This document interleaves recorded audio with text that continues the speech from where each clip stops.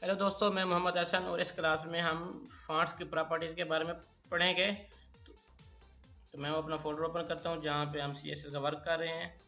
तो इसको मैं अपने नोटपैड में ओपन कर लेता हूँ और जो हमारी स्टाइल वाली फाइल है इसको मैं ड्रीमवीवर में ओपन कर लेता हूँ।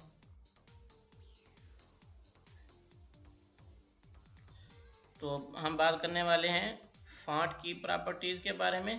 तो इसमें सिर्फ तीन ही प्रॉपर्टीज़ हैं: फॉन्ट साइज़, फॉन्ट फैमिली और फॉन्ट स्टाइल। ये सिर्फ तीन ही प्रॉपर्टी हैं। तो मैं इधर ही यूज़ कर लेता हूँ।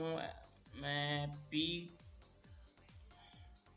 मैं ये हटा देता हूँ टेक्स्ट लाइन जो राइट पे है, ताकि हमें प्रॉपर तरीके से शो हो जाए। तो मैं इसको अब अपने ब्राउज़र में रन कर लेता हूँ और मैं इनको भी हटा देता हूँ। वर्ड स्पेसिंग, उसके बाद बस इतने मैं रहने देता हूँ। मैं पहले रिफ़्रेश कर लेता हूँ ब्राउज़र को। ठीक है, अब मैं बात करने वाला हूँ फॉन्ट्स की प्रॉपर्टीज़ के बारे में। पहले है जो फॉन्ट फैमिली है। फॉन्ट फैमिली का मतलब ये होता है कि हम कौन सी लैंग्वेज यूज़ करना चाहते हैं, कि जैसा कि एरियल है या मोनोटाइप कर्सिव, जो भी है आप जो जहाँ पे यूज़ करना चाहते हैं। तो उसके लिए क्या है, मैं लिखूँगा फॉन्ट फैमिली, फॉन्ट फैमिली, उसके बाद कॉलन। अब जो मर्ज़ी यहाँ पे यूज़ कर लें। तो मैं यहाँ पे ये ले लेता हूँ टाइम्स न्यू रोमन। अब मैं इसको सेव करके अपने ब्राउज़र में रन करता हूँ, देखते तो क्या होगा। वो ऑलरेडी टाइम्स न्यू रोमन में ही है। तो मैं यहाँ पे इसको कोई और ले लेता हूँ, मोनोटाइप एक ही है, एक मोनोटाइप कर्सिवा है शायद एक प्रॉपर्टी। मैं यहाँ से देख लेता हूँ कोई, इधर तो नहीं नज़र आ रही कोई। चलो हम कोई भी ले लेते हैं, इसको मैं यहाँ से हटा देता हूँ। आप जौन सी मर्ज़ी यूज़ कर लें। ये देखें यहाँ पे ये चेंज हो गया है। तो अब हम बात कर लेते हैं फॉन्ट साइज़ की। पहले मैं फॉन्ट स्टाइल की बात कर लेता हूँ, फॉन्ट साइज़ की मैं आपको बाद में बताऊँगा। यहाँ पे मैं ले लेता हूँ फॉन्ट स्टाइल। तो यहाँ पे फॉन्ट स्टाइल, अब इसमें दो प्रॉपर्टी होती हैं, अंडरलाइन। अंडरलाइन तो बल्कि वो डेकोरेशन में आ जाता है, बोल्ड या इटैलिक से दो ही होती हैं, बोल्ड या इटैलिक। एक बात याद रखें, जो कि मोनोटाइप कर्सिवा अगर आप यूज़ कर रहे हैं फॉन्ट फैमिली में, तो उस पर इटैलिक की प्रॉपर्टी वर्क नहीं करेगी, क्योंकि वो ऑलरेडी इटैलिक में ही होती है। तो मैं इस यहाँ पे लिख लेता हूँ बोल्ड। तो अब आप देखें वो जो हमारा टेक्स्ट है वो बोल्ड हो जाएगा फॉन्ट स्टाइल में। ये देखें कि बोल्ड हो गया है। मुझे तो नज़र नहीं आया कि बोल्ड हुआ है, पता नहीं। फॉन्ट स्टाइल एक बार हम फिर देख लेते हैं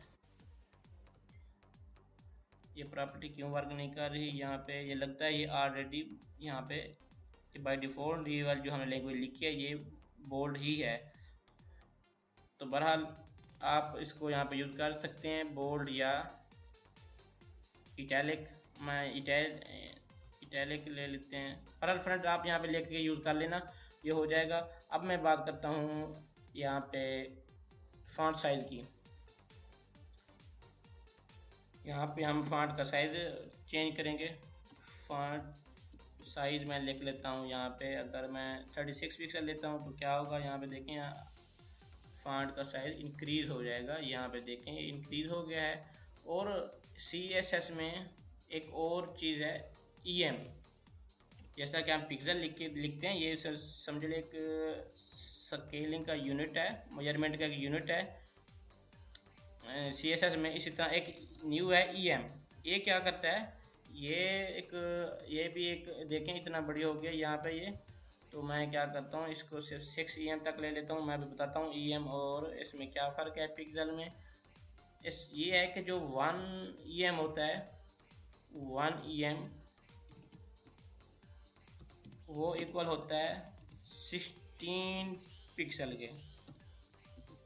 1 EM 16 पिक्सल के इक्वल होता है। अब मैं यहाँ पे अभी आपको बता देता हूँ, मैं लिखता हूँ यहाँ पे 1 EM। अब आप देखना कि इसका साइज़ ये साइज़ है इसका। अगर मैं यहाँ पे अब 16 पिक्सल लिख लेता हूँ तो कोई फ़र्क नहीं पड़ेगा। मैं 16 पिक्सल लिख लेता हूँ यहाँ पे, ये 16 पिक्सल। अब आप देखें सेम, कोई फ़र्क नहीं पड़ेगा वहाँ पे, ये देखें कोई फ़र्क नहीं पड़ा। तो 1 EM जो है वो 16 पिक्सल के इक्वल होता है। आप EM यूज़ करें या पिक्सल यूज़ करें, लेकिन साथ लिखना लाजमी होगा। इसीलिए CSS में हमें ये रिस्ट्रिक्शन है कि आप जो भी यहाँ पे लिखते हैं तो उसका यूनिट लाजमी लिखते होते हैं। अगर सिर्फ 16 से काम नहीं चलेगा, इधर EM लिखें या पिक्सल लिखें तो ये फिर जाके प्रॉपर्टी वर्क करती होती है। तो ये तो हमारा एक छोटा सा टॉपिक था फॉन्ट्स की प्रॉपर्टीज़ का। इसमें हमने फॉन्ट साइज़ देखा, फॉन्ट फैमिली देखी, फॉन्ट स्टाइल देखा। तो आप मुख्तलिफ फॉन्ट्स की साइज़, फैमिली, स्टाइल दे के आप इनको प्रैक्टिस करें। हम इंशाल्लाह जब लास्ट पे आके हम एक छोटी सी वेबसाइट क्रिएट करेंगे CSS और HTML5 या CSS3 को यूज़ करते हुए, और वहाँ पे मैं नहीं मानता कि आपको कोई चीज़ क्लियर ना होगी। जब हम एक छोटी सी वेबसाइट बनाएंगे तो वहाँ पे आपको सारा कुछ ही क्लियर हो जाएगा। जो जो आपको वहाँ पे परेशानी होगी वो बिल्कुल ही ख़त्म हो जाएगी। तो मैं उम्मीद करता हूँ कि ऐसा ही होगा। तो हम मिलते हैं फिर अगली क्लास में। अल्लाह हाफिज़।